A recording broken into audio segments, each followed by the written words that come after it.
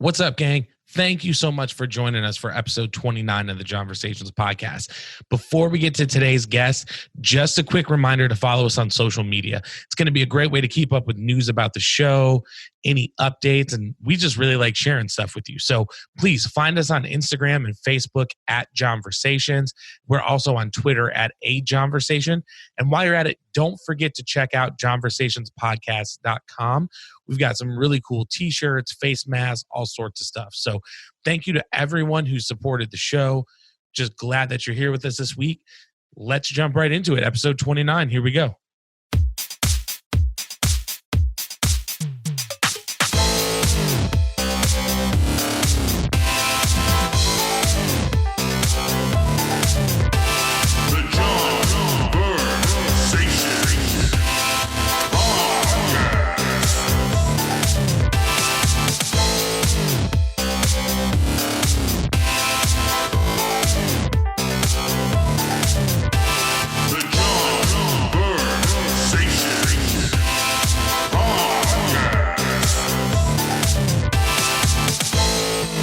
My guest today is a New York-based comedian. You may have seen her on The Late Show with Stephen Colbert, Full Frontal with Samantha Bee, Comedy Central's Broad City, or as the host of the TruTv show You Can Do Better.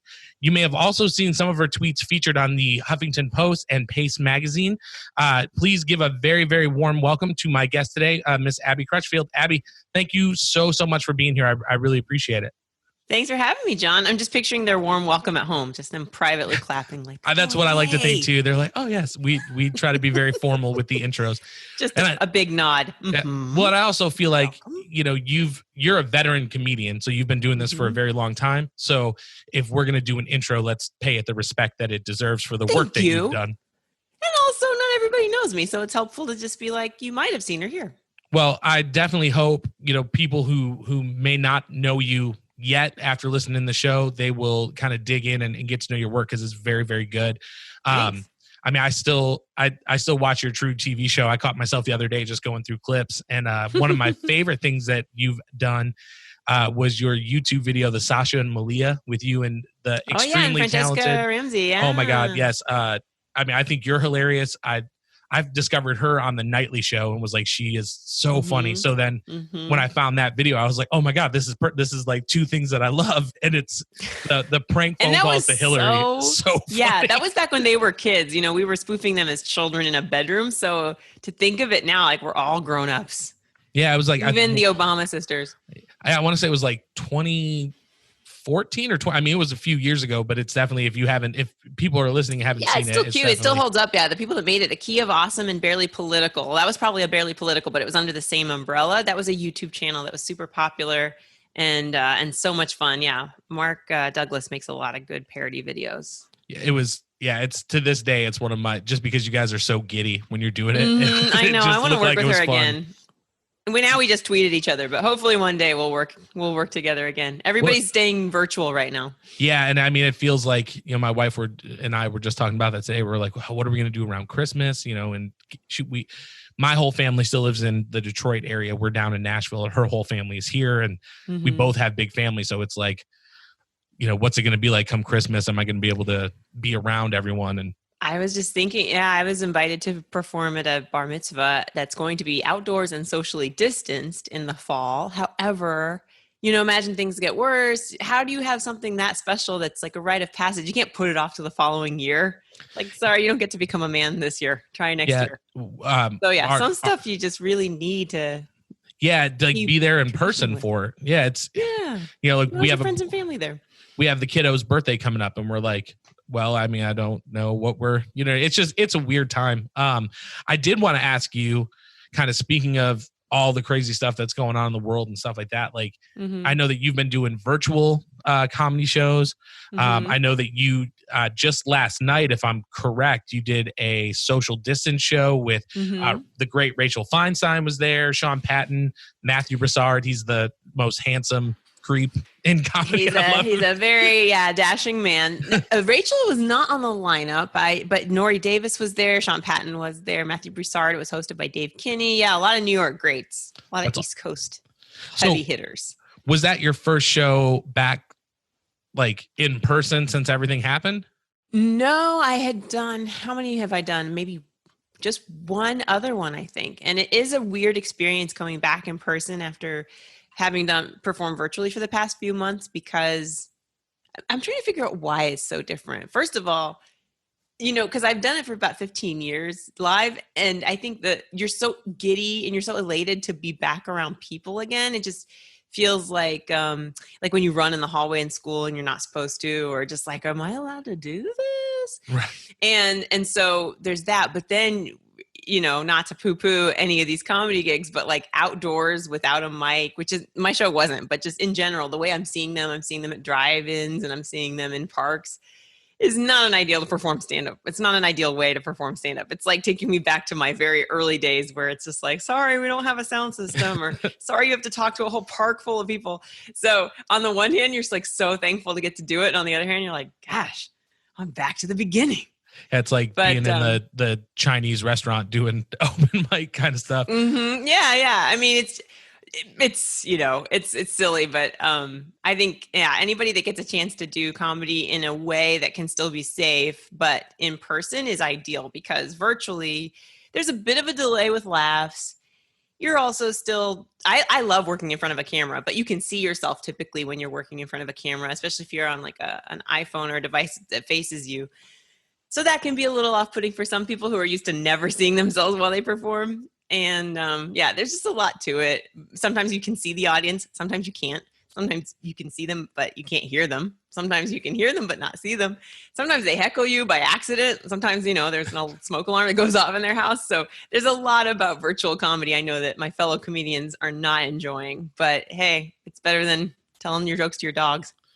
Yeah, I think I didn't think about like the accidental heckling, like just forget right. to hit your mute button. But I guess it's good, like if you're doing it through Zoom or something, you can go through and mute the person. So you're like, I don't like what you have to say. The host can. The host has to be vigilant about that. But it is so funny when someone's just like, no, I don't want cinnamon toast.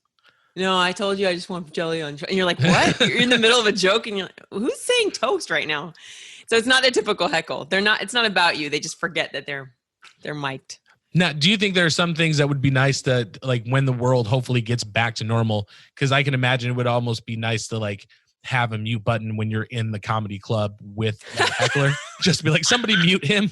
Like, just mute. Yeah. You do have that right. You say, security, bounce this fool. But that's after you've had the opportunity to address the situation. Like, you don't hate the people there to see your show if they accidentally disrupt it. You're just like, okay, the alcohol's getting to you, or okay, you thought you were helping with the joke and you're really not.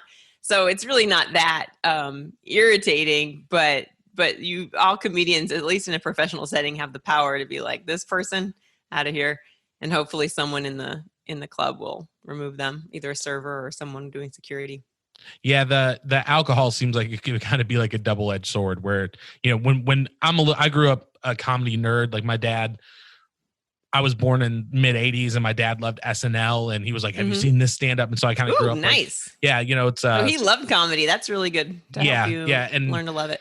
I'm hoping to kind of pass that on. Like my daughter, her favorite show is The Office. I mean, she can't speak in full sentences. Does she just give you a lot of dry glances? Oh yeah. And she'll go Michael or like Stanley. Like she knows all the characters and she points them out. That's great. Yeah. And my wife is like, she doesn't need to be like an improv kid. Like, and I'm like, there's nothing wrong with being an improv kid. I mean, at this stage, your daughter's 2, my daughter's almost 3. I think there are no indications of their future yet. It's just more like what is interesting to them in the moment. Like my daughter likes to wear things that have bunnies on them and cars. And she likes to pretend to be a bunny and she likes to pretend to be a car. So it's like, it's less about, I think, she will definitely tell me when she finds something beautiful, but I don't think that she's shaping all of her tastes now. And she's barely seen the world. She's just seen the 4 corners of our apartment. So.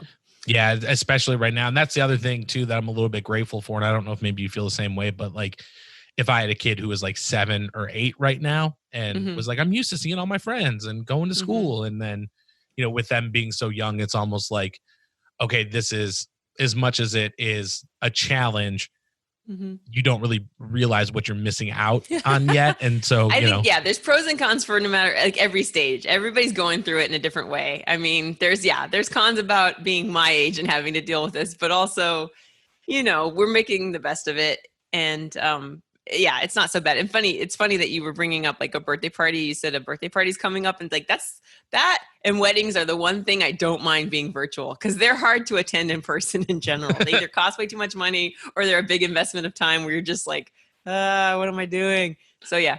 Yeah, and especially if you don't like the person, you could just be like, I'm just gonna, I would love to go, but there's so much risk. I can pop it on Zoom. Yeah. Not wear any pants. Right. So, well, yeah. I did want to ask because, I know that you grew up in Indiana. Is that correct? Mm-hmm. Yep. So, obviously you've been doing stand-up now, you said 15 years. And I mean, it sounds like you've kind of acclimated and you've got that, I think when people think of New York comedians, they think there's like, at least up until recently, there's a certain kind of like lifestyle that comes with it. It's the hustle, the bustle of the city and stuff like that. So, you're going from one, I know people talk about like, I'm going to this venue and then this venue. They always say that. They're like, you're doing 3 to 5 shows a night. You can, if you're insane. Just get your stage time in and make sure you're improving your jokes, but don't give the MTA all of your money. Right.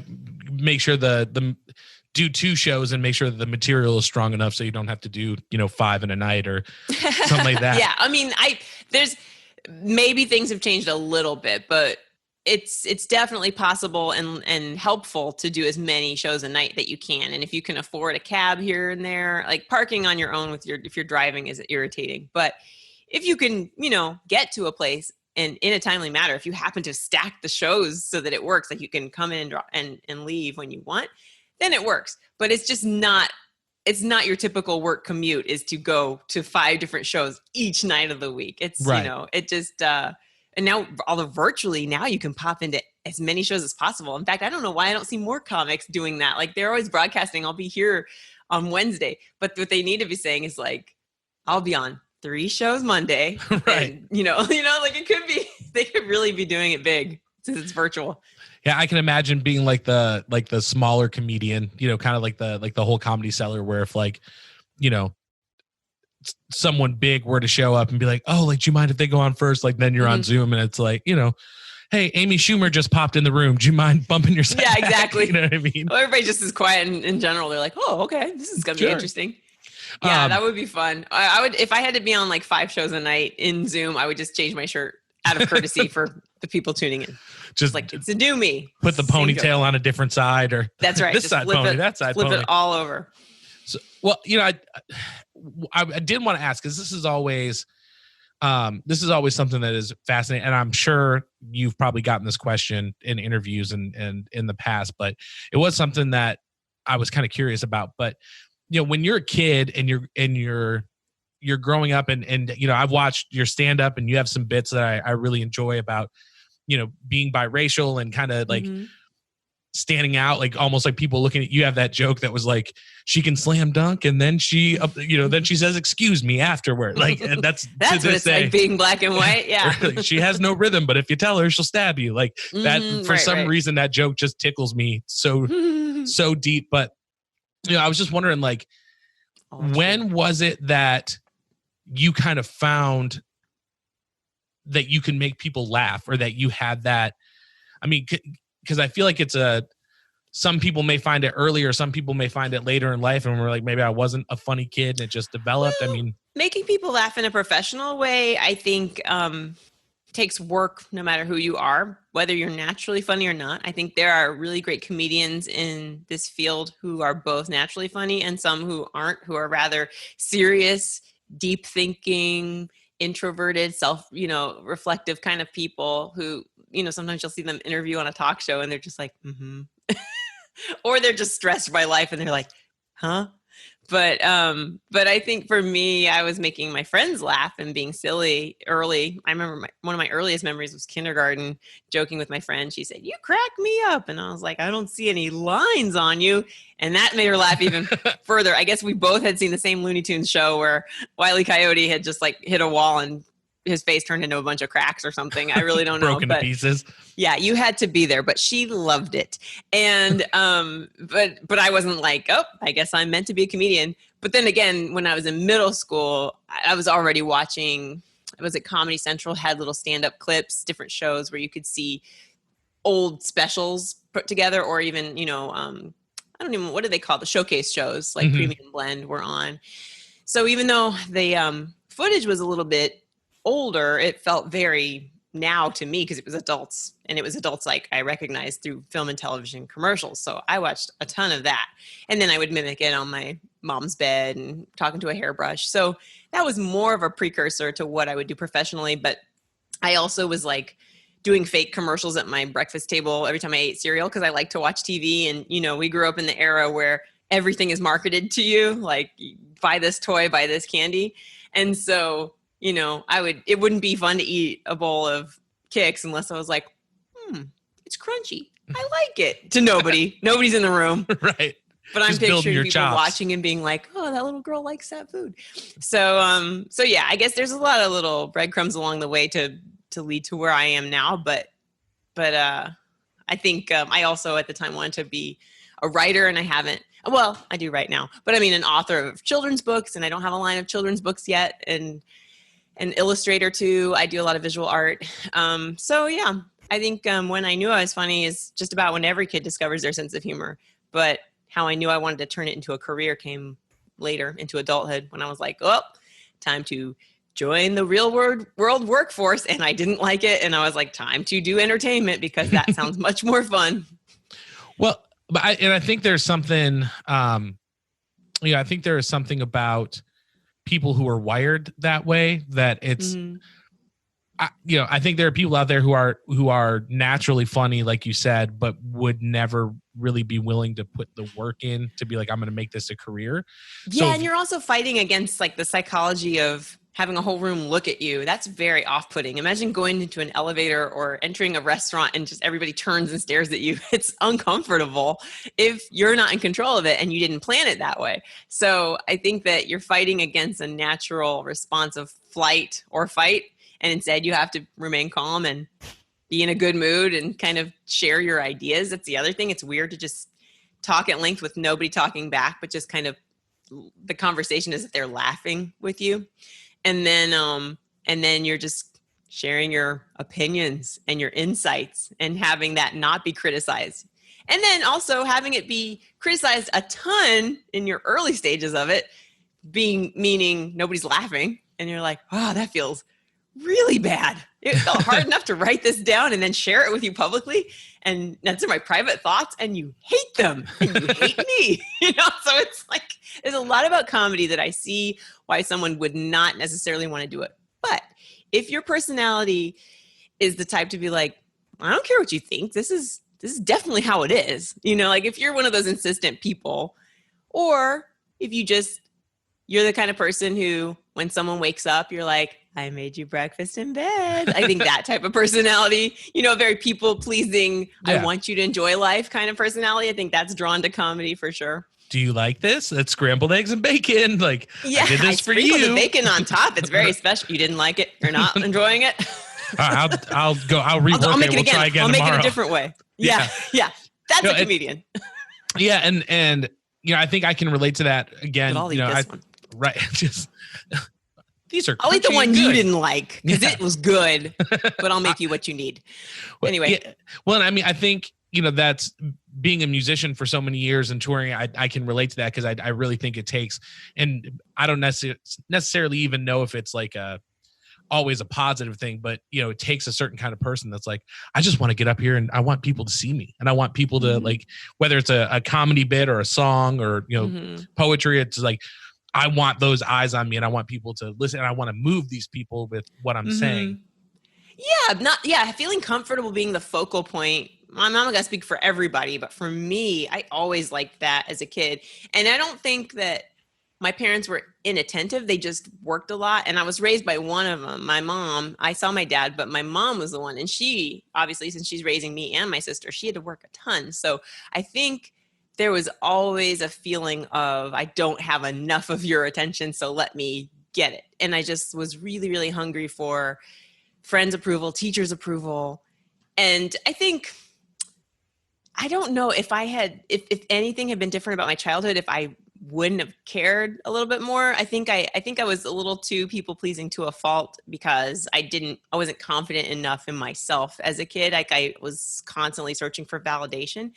But even if I weren't, because today I'm trying not to be like that, I still really enjoy when people can kind of go like, wow, I really like what you did. You know, if somebody casts me in something and they're like, yeah, we're just looking for somebody who's, meets your description, then I'm not as excited about the role when they're saying like, we saw you here. We know that you're right for the part. Like that's the kind of thing I get excited about because it feels very like, oh, you know me. I think it's all about feeling known, feeling accepted. Well, and I think there's also too, and I mean, again, I'm not in this world, so it's only speculation, but like, one of the things that you guys did on You Can Do Better was you guys did a piece where it was, is this movie female friendly? And it was like, is there, right. Does it pass the Bechdel test? Yeah. Yes. Yeah. Is there more than two women characters? Do they have conversations outside of the conversation, with outside of men? Yeah. Like, first of all, is there more than one woman is a hilarious question to ask, but you can watch full films and not see a woman in them and be like, oh my gosh. Like even 12 Angry Men, which it's been a long time since I've seen it, has no women in the title. So you kind of have to assume if it all took place in one jury deliberation room, it could just be all dudes. I think it might be. And so that it has to pass the test of, is there more than one woman in it? Do they ever talk together? Or are they always just somebody's wife having a combo? And then when they do talk, are they only talking about men in their lives? Like, so all these things are important to make a woman watching the program feel like she's significant. Yeah, I mean, 12 Angry Men could be called No Angry Women. It would be the exact same movie. No, do women even exist? It could also be called that.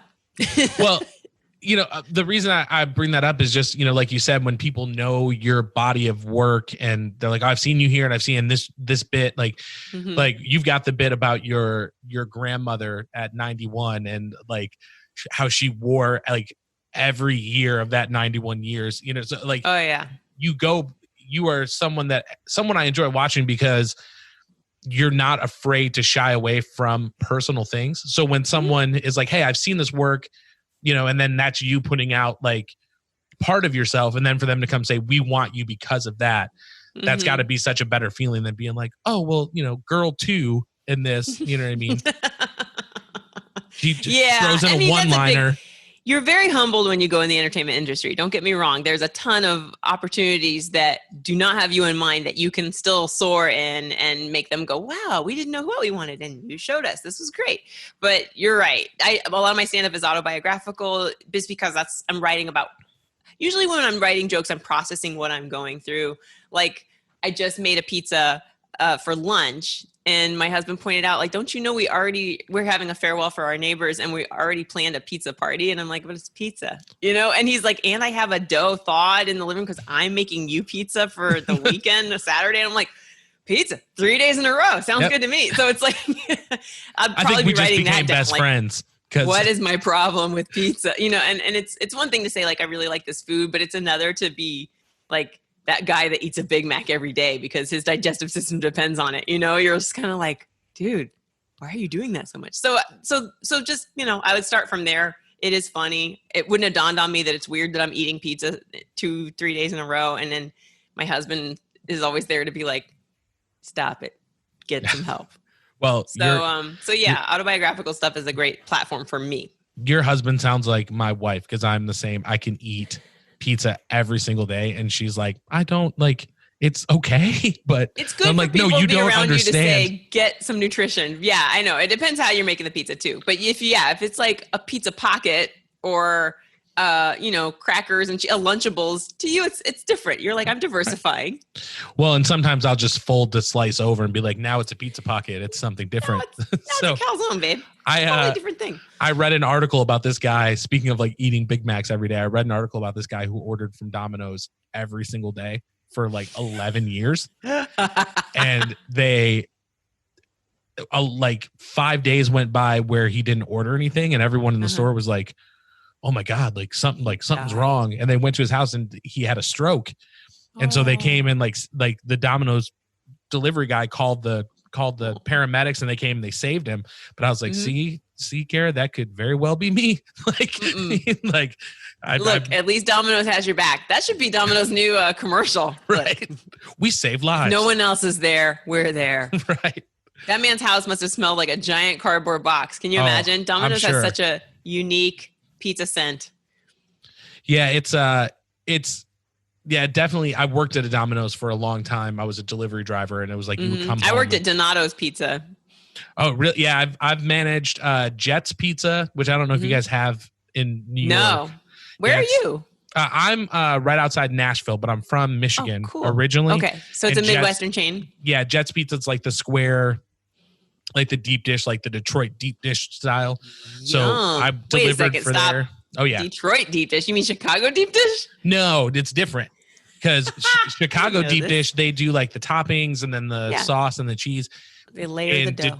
In Detroit, it's thick dough and then it's topped like regular pizza, but the edges get real. It's square, and it's served on a hubcap. Maybe.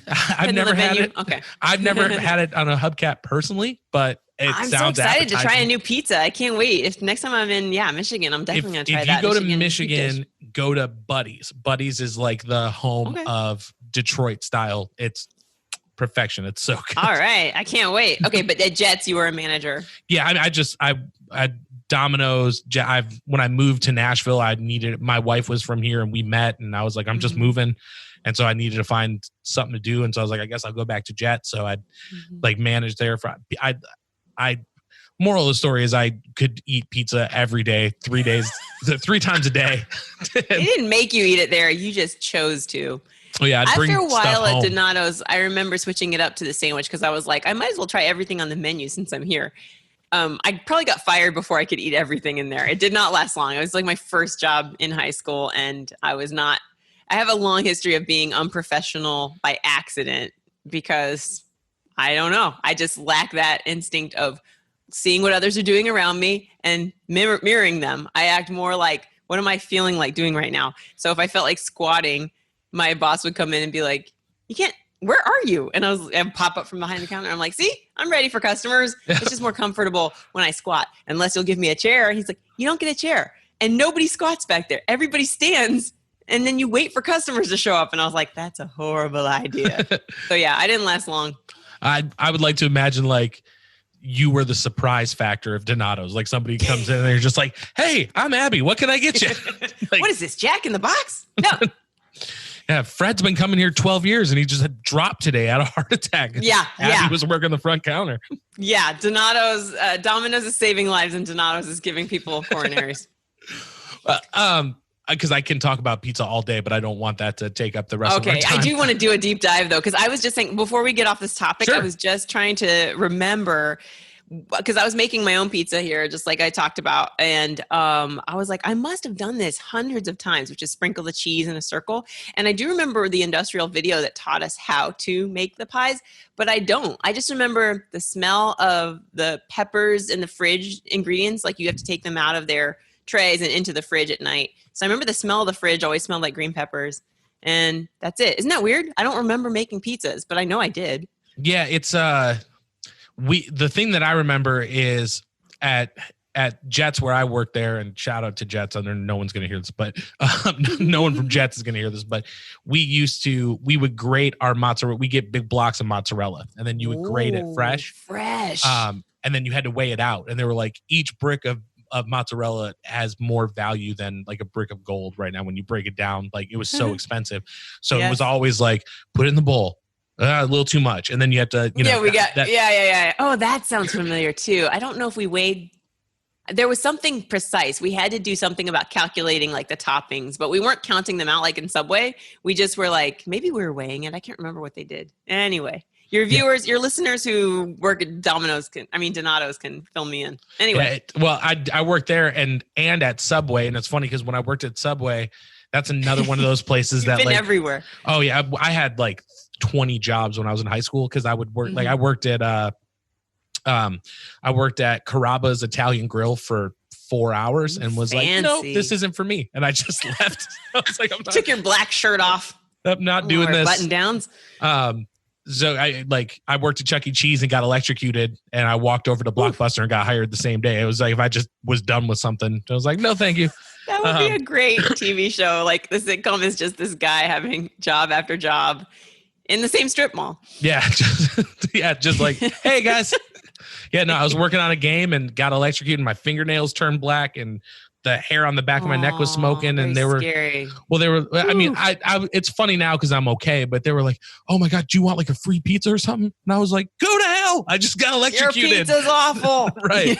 So I almost died. They're like, "Please don't sue us." I was like, "Throw in a cheese bread. You got a deal." No. Yeah. That's the gorilla. Oh wait, am I picturing? You said Chuck E. Cheese. I don't know if they had fats back then, but like whatever Chuck. Yeah, the rat is like sends you a happy birthday cake. The animatronic robots They did have animatronics at Chuck E. Cheese? Yeah. Okay, because when I was younger, it was called Showbiz Pizza, and I didn't know what changed after Chuck E. Cheese. I refused to acknowledge it when they made a rat the mascot. Yeah, it's just, and then I had to dress up in that costume all the time, which is awful. Like, it was so bad. This is your show. Oh Why are you interviewing anybody? Your show is telling stories of working in fast food. This is hilarious. Maybe that'll be the spinoff when I get enough listeners. I had to wear a mascot head once. What was it for? I don't even remember what it was for, but it was for kids, and I was in high school. So we were doing some kind of, it was community service. Like you could do a ton of volunteer opportunities after school if you wanted for some program. And one of them was to march in a parade for kids. I forget why. And they said, pick any costume you want. I chose the crash test dummy uniform. And the inside of that mask smelled like pee-pee. It was just bacteria terrible. Built up. But I was like, wow, this stinks. So anytime I hear that someone was a mascot or you wore a costume or even it's Halloween, I'm like, I know what it smells like in there. Good luck. Yeah, it's not good. I remember having it on, and you have to wear it for like birthday parties. So like kids would do, and you have to come out and like do the birthday dance. And this kid, he must have been like 9. He was like, "We learned self-defense in school today," and he punched me in the stomach. And it was everything I had in me not to just like grip him up by the arm. How dare you, child? So yeah, it was not hug him fun. very tight. Right, just like, Chucky loves you until you fall asleep magically. Yeah. Yeah. Your kid's tired. He needs a nap, ma'am. Yeah. We just had to. Well, I'm going to lay him on the skee ball table and just let him catch his Z's.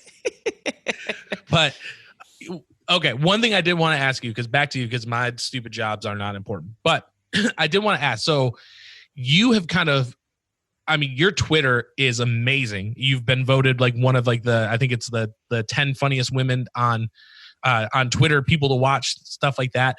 And I know that good stuff. Yeah, well, I've read some, because again, I'm a fan of yours, and I was reading an interview that was saying that like you essentially have like a lineup of jokes that you're like, okay, I've got this, and then I'm going to throw this one out. And from what it sounds like, it was kind of your way to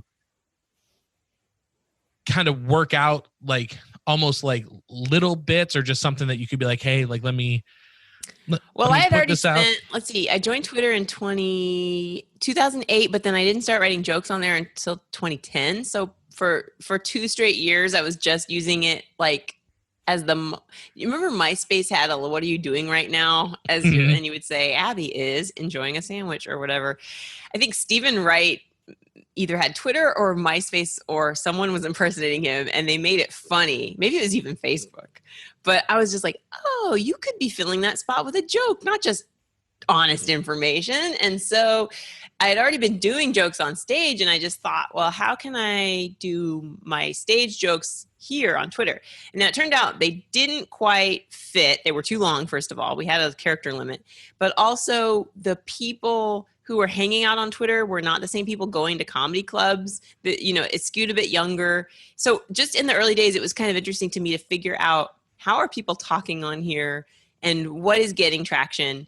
And I will still like search old jokes on there and find some stuff I find really funny, but it'll have no likes because people just weren't engaging like that. So through the years, I started to try to strategize with how I was joking. But I also had at the time a ton of people that were peers in comedy say like, how are you even having fun on Twitter? I hate it.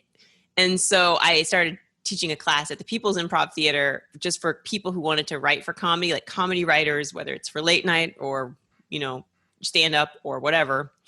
and try to help them hone their voice, try to have fun with it, make it like a tool that you can use to build an audience. Because for us, right around that era when cable was happening and having late night, like Conan went to cable, and then streaming started to happen. Like now, like I know Michelle Wolf had a late night show on Netflix, but like now there's shows everywhere. Like everybody is a competing network, meaning your one late night spot on one of the 4 big networks is no longer going to get you the audience that it would anywhere else. So we had to start building our own audience. Essentially, you can't wait for a TV show to make you famous. You have to kind of build people. And also in the early days, it was like people were building an audience through newsletters and mailing lists. And some people are really successful at that, but I just did not have the time or the interest in doing that kind of regular update with people. I'm already bad with emails in general, like with family and friends. So to do it with strangers and to keep track of a MailChimp, I don't know. I always aspire to it, but I didn't at the time. Right. So Twitter was this great opportunity for me because it didn't involve me memorizing a bunch of email addresses or copying and pasting some and keeping track of who was unsubscribing. It was just like, here's my stuff. Show up if you like it. And then as people would follow me, I'd start to engage with them and be like, thanks for liking that. Or if they would reply with something funny, I would reply LOL or favorite it. Or I would reply now with GIFs. Like this is kind of before GIFs too. And so yeah, Twitter was a great platform for me to flex my comedy. Now I like to use, I keep hitting my mic. I don't know if you can hear that. Now I like to use Instagram a little bit more just for the visual element of it, of just what's going on in my life. Because again, I do like to cover what I'm doing and what's interesting to me. But yeah, I think Twitter was always my favorite platform. TikTok, some people are soaring on TikTok, and I think it's fun. My husband Luke there, he's even using TikTok more, but I have like one video on TikTok of me holding a bottle of nail polish because that's my other hobby. And I was just, it looks like it's like when your aunt or your great aunt sends you an email forward. That's what me on TikTok looks like right now. I'm just like, what do you do on this? Yeah, I have, everyone's talked about TikTok, but then in my head, I'm like, I'm 35. Like it's all like, I feel like for the most part, it's, like 14, 15, like teenage kids. And I'm like, I just don't know if I'm hip enough. Like Instagram came out with Reels and I'm like, I think I get it, but I'm not. Yeah. Instagram was Instagram TV. Now it's Reels. I don't know. It's hard to keep up if you really feel like you have to understand the particulars of it. But the general concept of social in general is share what's funny to you, and then engage with the people who also like it. It's just like you're curating content of fellow peers and like saying, oh, this guy made something funny that I also want to share. Or you're collaborating if it's YouTube, you're collaborating with other people with big channels. Like the strategy is the same no matter what the platform's going to be. But what's funny is like the tone or the language that develops on each platform is different. Whoever liked to use Snapchat also liked to use filters. And that was like a big thing. And now with TikTok, you kind of have to you see a lot of recycled formulas, like person meeting someone's parent. And then they do the voice of the parent saying, oh, you must be that high school cheerleader that my son told me about. And then you zoom in on the girl and she's all goth and it's like, huh? So you'll see iterations of that over and over again. And maybe like Sarah Cooper, success is going to make people want to dub a lot more. There was dubbing before her, but like, maybe people want to dub a Sarah Cooper thing, like doing Trump. So yeah, that is great. So I put on a blazer and straightened my hair. And so I was dubbing Sarah Cooper dubbing Trump. This is genius. Yeah. Look out, TikTok. And again, that's something that I discovered. I discovered Sarah Cooper following you. And yeah, I found her on Twitter, but apparently she had already mastered like the use of video elsewhere. She probably used to play on Vine. I used to love Vine, and then Vine went away. And her lip dubbing of Trump is like every video makes me fall out. It's so fun. It never gets old to me. It never gets old, especially when it cuts away to another character that she's also playing going, what? Yeah. Because just imagining someone in the room of Trump being like, what is he talking about? Well, and when she does it, she just has this like air of confidence on her face. Like as she's, I don't know. It's sometimes she's like when she's being Trump, she has like a stink face when she's trying to do him. Yeah, she's a silly girl. I like it. Well, and I wanted to ask too, because again, I follow you, and I've been following you for a couple of years, and one thing that I really, really enjoy about your feed and following you is, and especially, I mean, right now, you've got QAnon, and you've got like Trump, and you've got all this like just crazy, depressing. And I get wrapped into it too. Like my wife's like, stop looking at COVID numbers, like quit it. And I'm like, I can't help it. But there are some people out there that I think just kind of cut through the darkness or like the sadness. And there's people out there that put out a positivity that I think, number one, is super contagious. And then number one, like, even if it's silly or a joke or something like that, it's something that's like extremely needed. And I think that like your feed does that, because I'm telling you, like, there's so many times where I'm like, I got to look and see what's going on like Abby's I know. page, I go down a rabbit hole too. It starts with a headline. You're like, that can't be. And then you click on it and you're like, and I got to see what people are saying about it, especially if we're talking about Twitter. Then you see like the comments underneath. And if you see someone say something you disagree with, you want to see the tweet underneath it to see who is put them in their place. So yeah, you can just it can be bad. The reason I don't engage a ton in my honest opinions that aren't funny is because usually someone has said it a lot better than I could say it. And also like people like you who are kind of hoping to see something funny, like you go to CNN to see some news and then you come to Curly Comedy to see a funny take. If I started just doing an onslaught of unfunny takes, then it would kind of change your opinion about coming to me. So I have retweeted more serious content in my timeline, but I look for people saying things better than the way I could say it. Because otherwise I'm just going to say something that people have said a million times. And I can do that via text with you if we're like hanging out at a bar. Don't make that offer. I'll just be like, hey, what do you think of this? Yeah. You'll be like, stop texting me. We'll go in. Well, this idiot. But I will tell you, like, that is because, you do retweet a lot of things. And going back to that interview that I was reading, I think that interview was from like 2016. And in that interview, it's crazy to think that it's been 4 years, but you're talking about Black Lives Matter.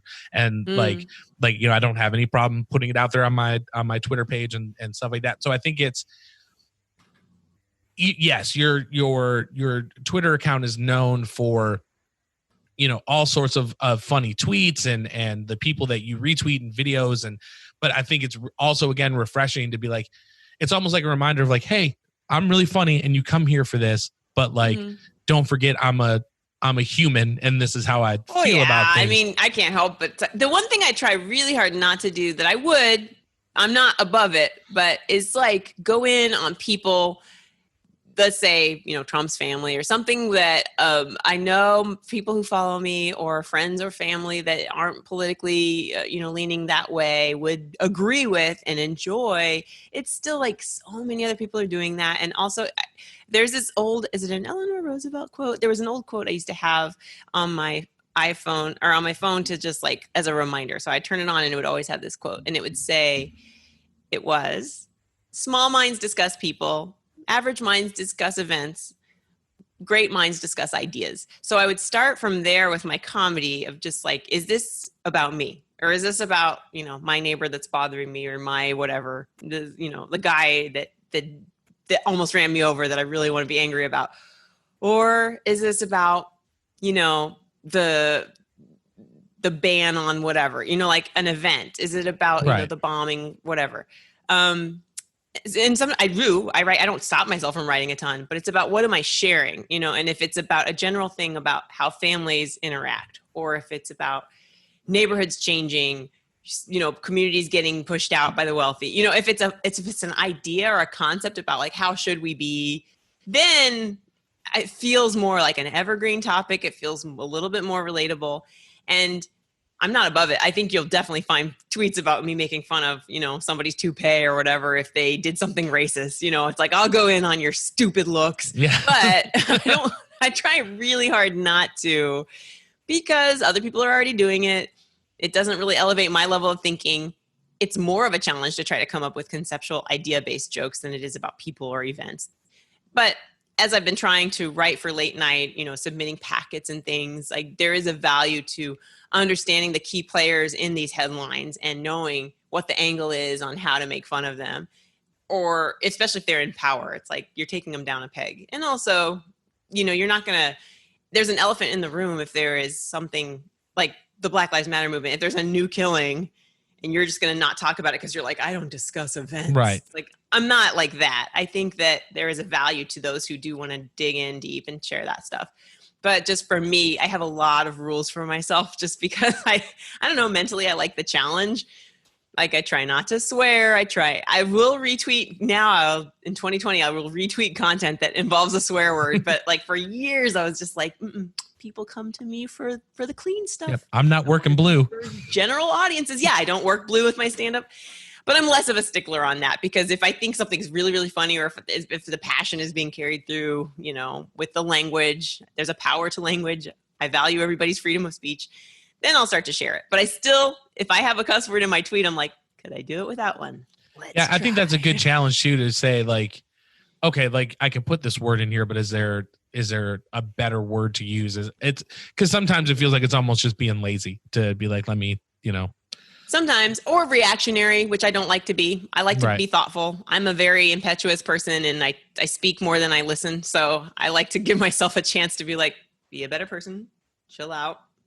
Can you do better? And I think the thoughtfulness comes through. Like, again, you have a bit, and I hope I'm not ruining it, but where you talk about like, have you ever eaten a soft pretzel just for, because you couldn't afford dinner? And then have you ever taken that soft pretzel and the butter and put it on your hands because you can't afford lotion? And like, I love that joke because it's exactly what, like, or, did you ever taken a stack of napkins because you can't afford a pillow? Like that, like the build up and then that hit. And I was like, that is so funny because you don't see that coming where it's like. Thank you. That's one of my older jokes. And I'm just now thinking back to it. That probably actually happened to me. I have always been able to afford a pillow, but just like the idea of like, oh, I'm so hungry, but I only have a $5 bill. It's like, you know what? Let's just make this last. And then I've got like greasy hands and I'm just like. Moisturize. Does anyone? I do my own thing. Right. Yeah. I will squat at a pizzeria and I will rub butter on my hands in a pinch and I'll be proud of myself too. That's the weird thing. I just will be like, you know what? I just did a life hack. It's that confidence. That's what makes you you. So I do want to be. Good thing I'm not president. That's all I'll say. We made dumb decisions left and right. But we're short on time. Worse. Yeah, we're short on you.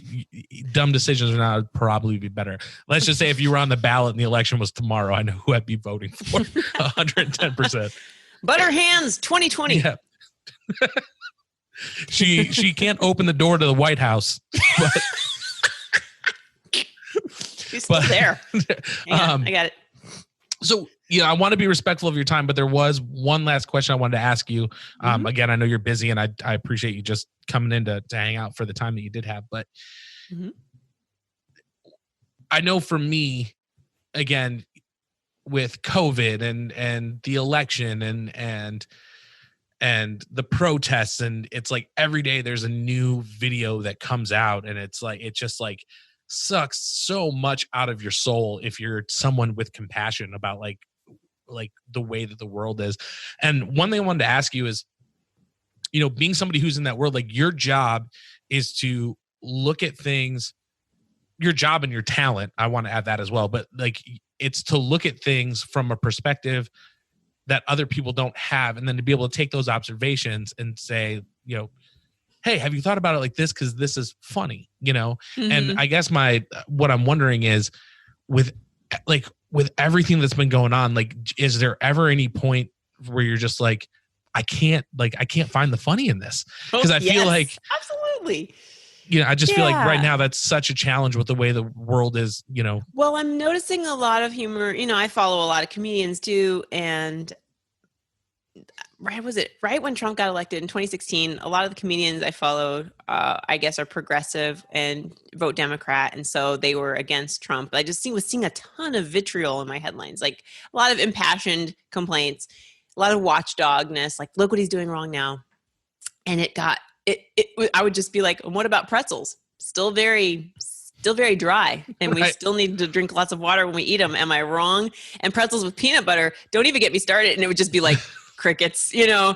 And I'm like, what happened to my opinions on pretzels with peanut butter? Nobody cares. And it's like, yeah, it's time to be quiet and listen.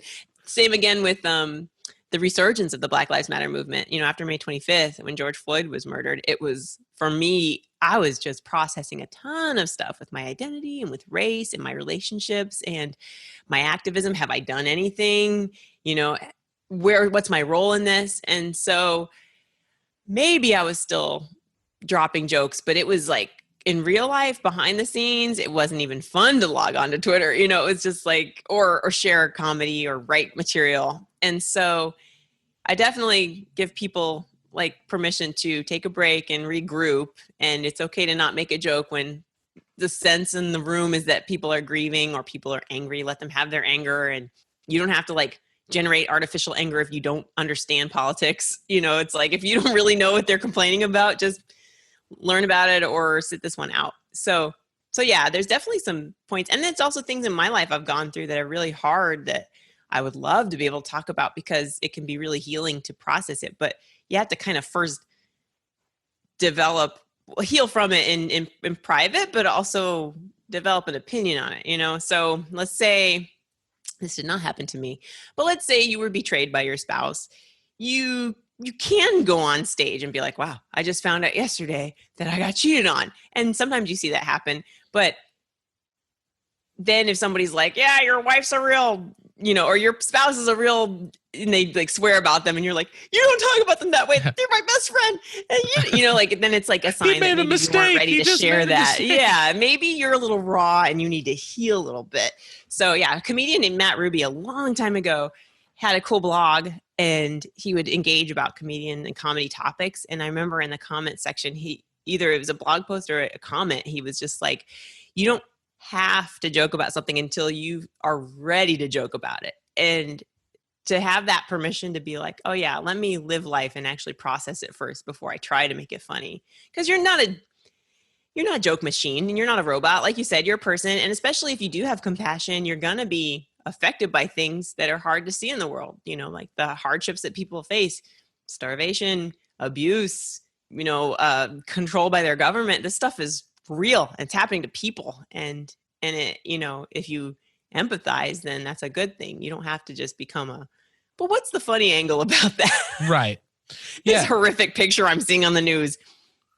Those bones are jutting out in a funny angle. Let me comment on that. It's like, yeah, why don't you keep stirring it up. But I think that's a really good point too, is because like if you don't process the emotion or kind of take the time to work through it, then like you said, like you're not at the point where you can make the observation about it. I think there's a difference between like, it just might not be serving you the way you think it is. Like you think, oh yeah, comedy, getting laughs is how I move forward. And it's like, well, maybe you're allowed to move forward just by feeling your feelings, feeling sad for a bit. But also to comedians' defense, you know, like some comedians work through grief by constantly making jokes and feeling the validation from their peers or their audience of saying like, you're not in this alone. Laura Kilmartin did a wonderful job, I think, live tweeting the death of her mom and remaining true to herself. And she was grieving outwardly, but she was also having witty observations because that's just her natural instinct. And I think that's okay too. Like comedians, if someone tells you like, you're not allowed to joke about this, or this is not the time, I would say comedy is always subjective. So anyone can always find something funny about anything, weirdly enough. But if you feel pressure to be funny about something when you're not ready, I think it's okay if you don't. Yeah. And I mean, I agree. And I've always been that kind of person that like, that's how I deal with I make probably inappropriate jokes. And my wife's always like, that's not funny. I'm like, are you sure? Because I think it's kind of funny.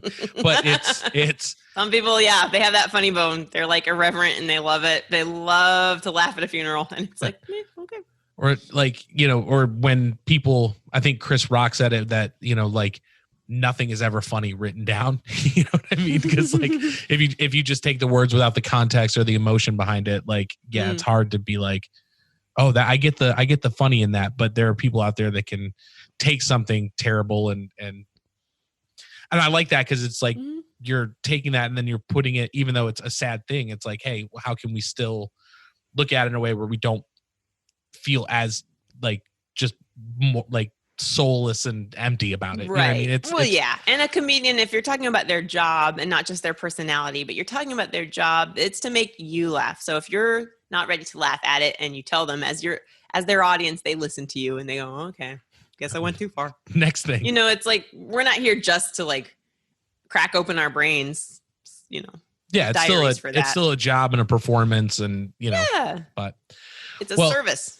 Again, I want to be respectful of your time. I really appreciate you coming in and hanging out. And before we wrap up, I just wanted to ask, obviously you're on Twitter at Curly Comedy, but if there is anything else going on, I mean, do you have any other virtual shows coming, or is there anything else that people should look from? Yeah, the next show I have coming up, this will air in time for a Saturday, September 5th show. Daily Press Comedy is either going to be socially distanced in undisclosed location, you'll find out if you get your ticket, or it will be available on Zoom. I think the producers are seeing if you can hold a private event somewhere. It's not the same thing as having, comedy outdoors, because right now I think to be safe, we're limiting that. But if it's not there, it's going to be, just follow my Instagram at Curly Comedy. That's usually where I promote my comedy shows, also on Twitter sometimes. But hopefully, it'll be made virtual and you can see that one. And let's see, any other future shows coming up? I mean, so far, this is it, John. Just our Johnversation.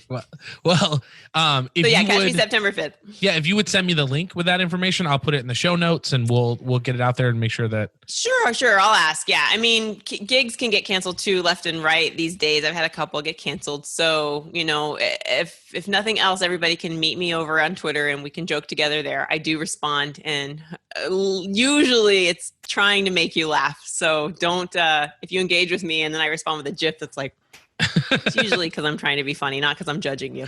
Well, and I will say there is truth to you responding. I appreciate you getting back to me. And I mean, that's very true. You wouldn't be doing the show if you didn't get back to people. So I mean, if you have a small podcast, please don't bombard her with messages, but she's a very nice person. So, but thanks. No problem. So guys, this is episode 29. Please follow Abbi on Instagram, Twitter at Curly Comedy. Just thank you so much for being here. I really appreciate it. Will you stick around for me after we wrap up for just a minute? Cool. Yep. Thanks, everybody. Bye. Awesome. Thank you for having a Johnversation. We will see you guys next week.